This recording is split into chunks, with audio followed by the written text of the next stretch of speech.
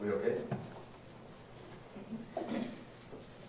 Well, after last night's talk, I feel a little bit odd because while the entire conference is supposed to be debunking the notion of sectarianism and the fact that we have an ongoing history of some kind of iron cage here that it just repeats itself, that's in fact what I'm going to be talking about, because that's in fact what Muslim scholars are talking about, and not just in the medieval period, but in the modern period.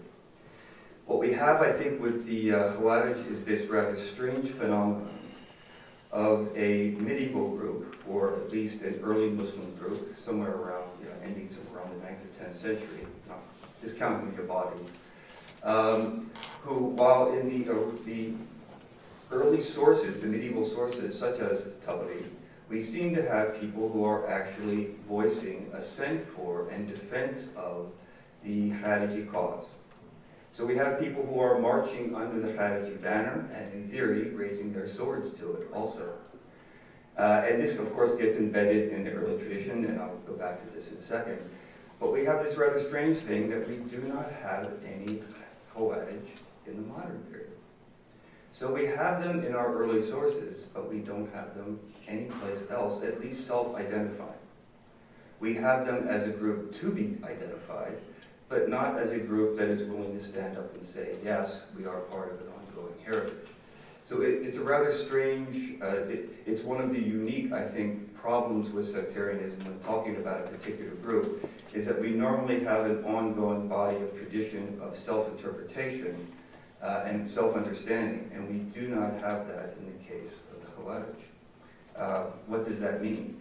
Well, I mean, I guess I could follow up a little bit slyly and say that in some cases the medieval theologians and the medieval writers were very good Orientalists because they managed to cast certain kinds of features of Islam in ways that were very easy to reinvent and reuse in the modern period. So this is a bit of one of those things that I'm going to jump a little bit between history and modernity. I think you have to do that with this particular group. And because I'm in religious studies and I shape-shift history anyway, it doesn't much matter to me. And yes, the talk fits actually squarely with this notion of history and theory, because what we have is something of a historical origin that's turned into a theory and gets reinvented over time. So, as a religio-political protest movement, the Khawarij died off in the 9th or 10th century, and as a symbol of religious zealotry and rebellion, they've lived on. And this is no accident. There's a great deal of information, both in the Sunnah, that attests to the fact that this group is somehow going to emerge and then re-emerge throughout history. And while there are a number of citations in historical sources that suggest actual Khariji uprisings or individuals who are willing to adopt the name Khariji and rise up, it's often not very clear why they're doing it. So we almost have a kind of innate ontological notion of rebellion without the surrounding causation and indications of why people are doing this. It's a rather interesting thing. And of course, the problematic of this is these are Sunni sources, so we're not getting a lot of causal information. And then we have things like the medieval scholars, the heresiographers, such as the Shahrastani, who were anxious to provide guidance for future Muslim generations. And they cast the group in a kind of as a threat to the established political order, and thus worthy of religious sanction. So the very name, which is also really kind of a brand name, to be honest, that's essentially what it is. It becomes synonymous with rebellion against legitimate rule. And the definition that a Shahrastani, who dies in 1153, gives is a kind of decocting of these earlier images and sources to provide something that is of future use, to have both current use and future use. And he defines a Khariji in the following way. Whoever rebels against the rightful leader agreed upon by the community is called a Khariji. Whether this rebellion occurred at the time of the companions against the rightly guided leaders, or against their beneficent successors and leader of any time. So here we have a ready-made reinvention that is created within the Muslim community itself for, obviously, what is taken to be quite good reasons, is that we have trouble with people rebelling and we want to do something about it. What we don't have is a clear indication of why these people are rebelling, and there's no deconstruction of this.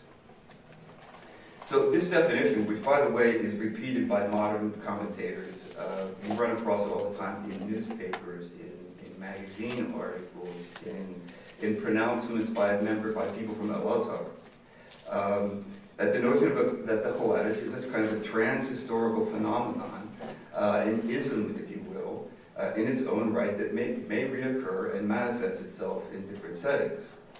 I would say this, I mean, it's almost as if the Islamic tradition frames the Kharijites as a useful sectarian notion to reflect upon, borrowing from Levi-Strauss. It's something good to think.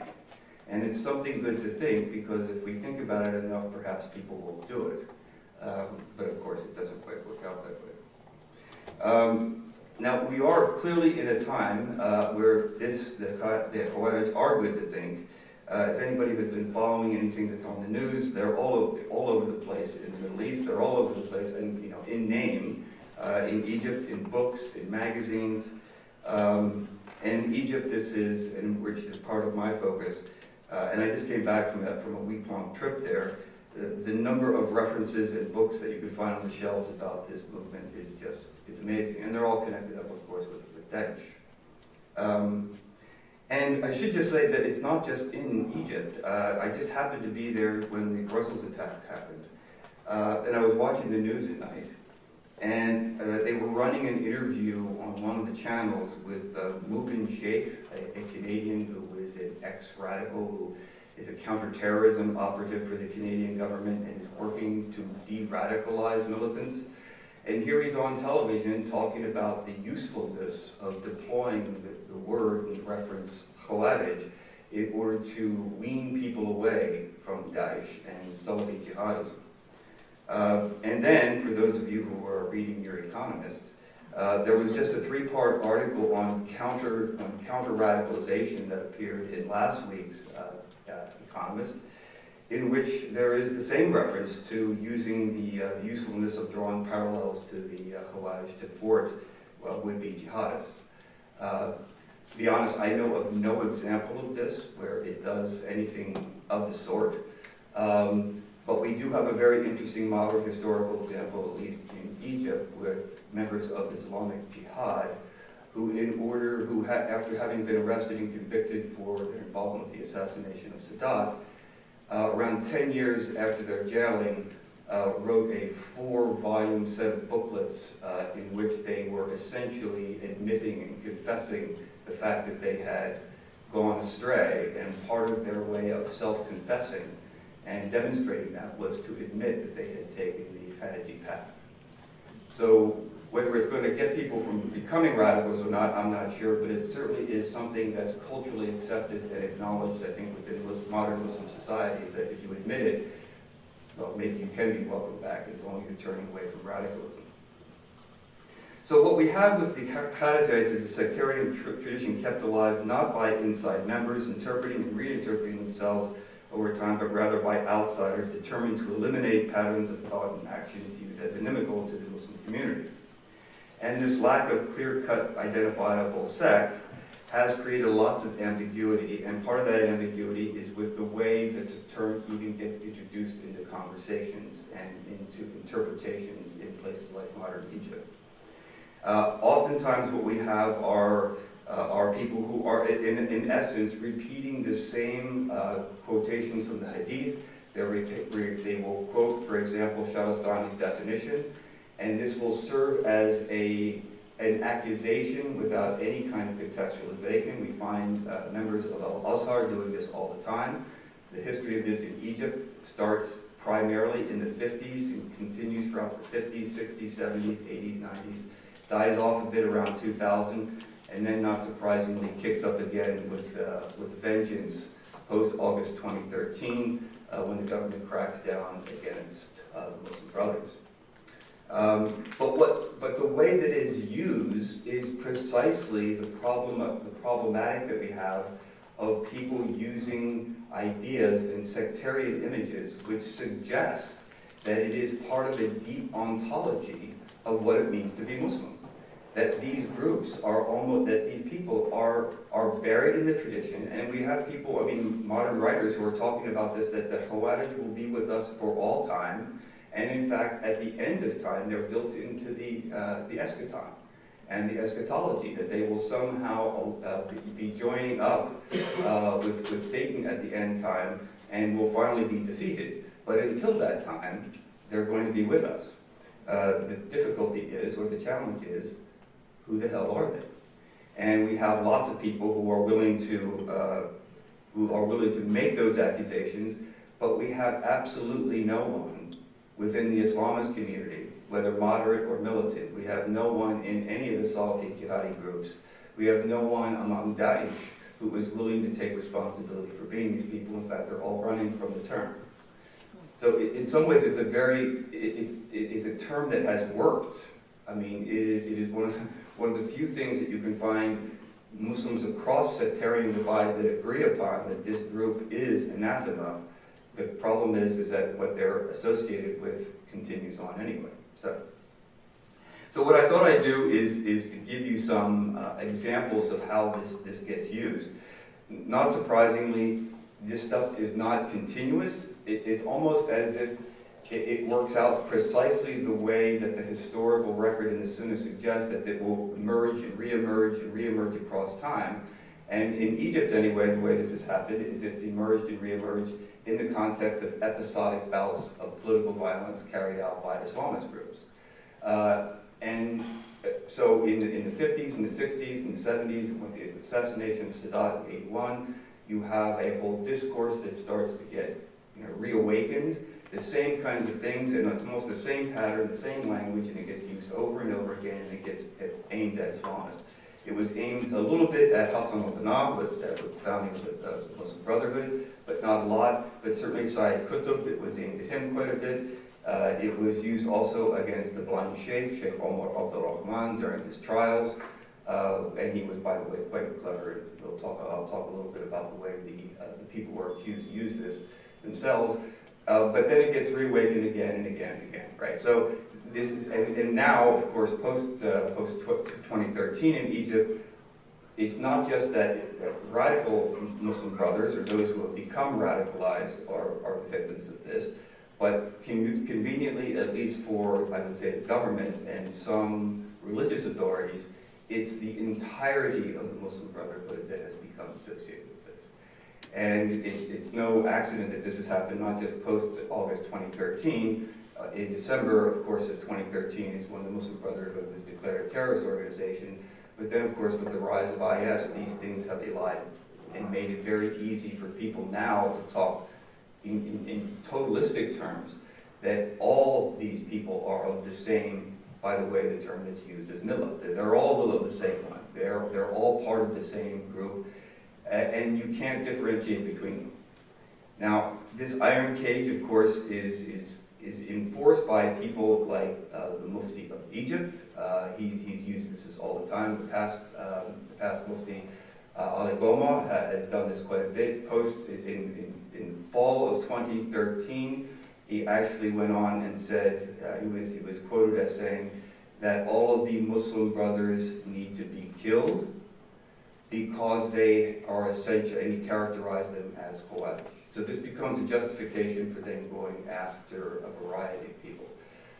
And the current Grand Mufti, Shawki al-Alam, has just come out with a very large book about radicalization and the ideology of radicalization, in which he essentially labels the Muslim Brotherhood and ISIS and others in all these groups as members of the Khawarij, as his own group. Again, without any explanation whatsoever as to why people become radicalized. The name itself is an explanation.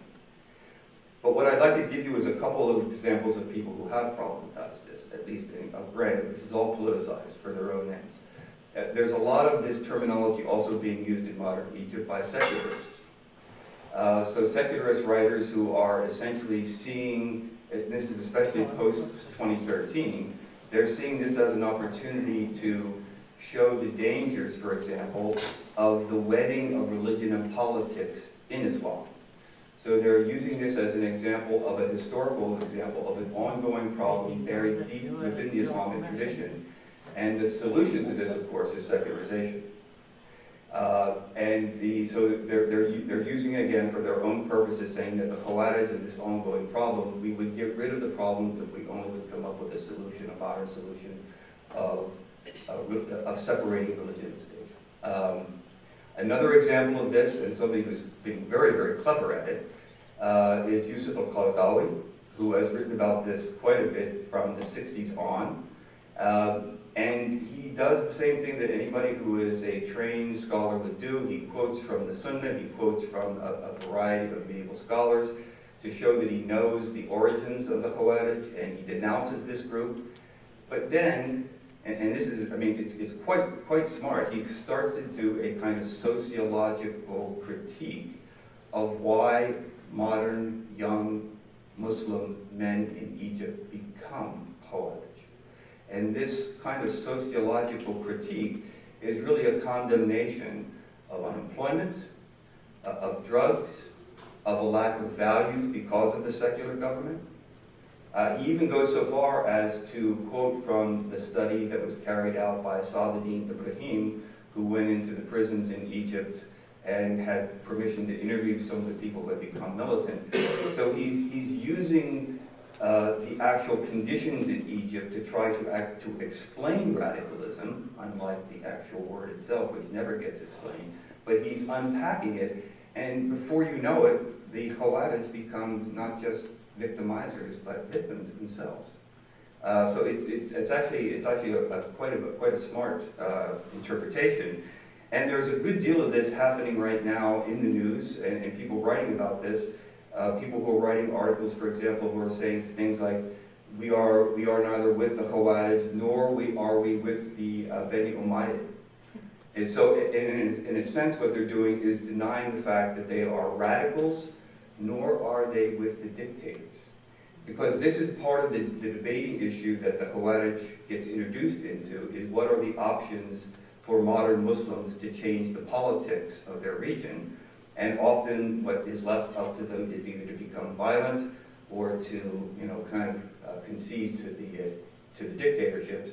And of course, if you understand the terminology in its original kind of iron cage meaning, it would essentially mean you bow down to the dictators and you become obedient.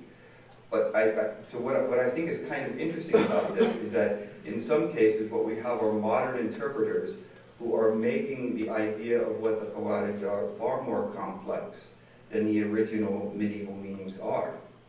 Unintentionally, of course, and they're not back projecting that meaning, but because the two are used interchangeably, and I don't know if this is a hopeful sign or not, that what we're really finding are people who are taking that kind of deep-seated ontological notion and problematizing it themselves in order to critique the current social political situation